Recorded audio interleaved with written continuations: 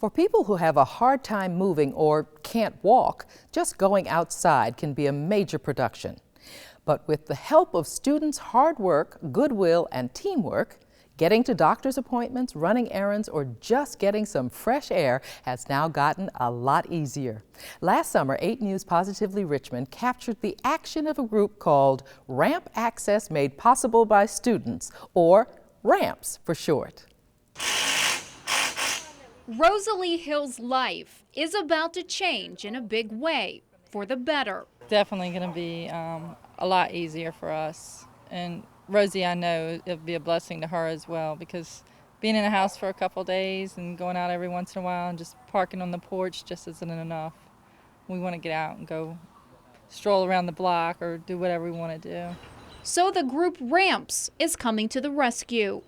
Mike Dowd and 2 friends started it in 2005 when they were rising juniors at Collegiate.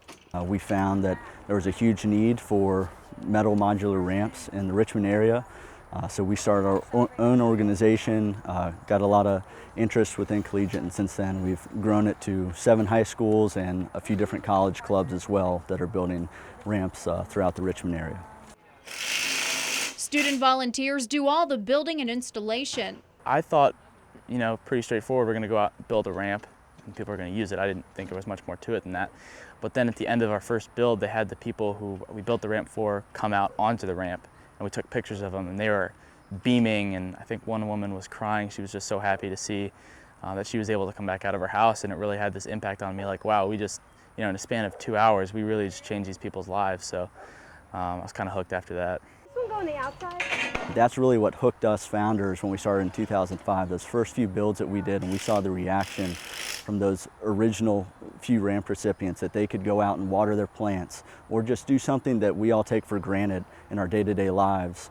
It's extremely powerful, usually extremely emotional for both the ramp recipient, their family, as well as all the kids who are involved in fundraising for this ramp and now today building the ramp. Lefty-loosey, righty-tighty, you want to go ready. RAMPS works with the Department of Social Services and other organizations to match projects with people who need help the most.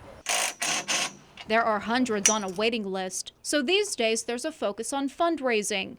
Each ramp costs $2,000 to $3,000. The more funds we can raise, the quicker we can put up ramps and help these folks get out of their homes.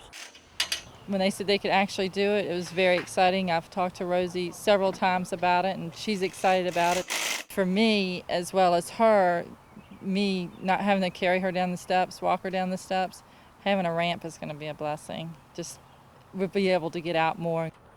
That's going to be the real thing that gets all these first-time ramp builders that are with us today, seeing that reaction, see how they can immediately make an impact. There we go. This is awesome. Much better than going down the back steps, huh, Rosie? If any students out there, if you'd like to start a ramps club at your school, do it. You won't regret it. It'll be a lot of fun, and it'll be a great opportunity for you to get out and help your community. Thank you. Y'all have a good day. Y'all take care. Over 246 ramps have been installed so far. The group is always looking for sponsors to help that number jump even more. If you'd like to help or you know someone who could benefit, visit rampsbystudents.org.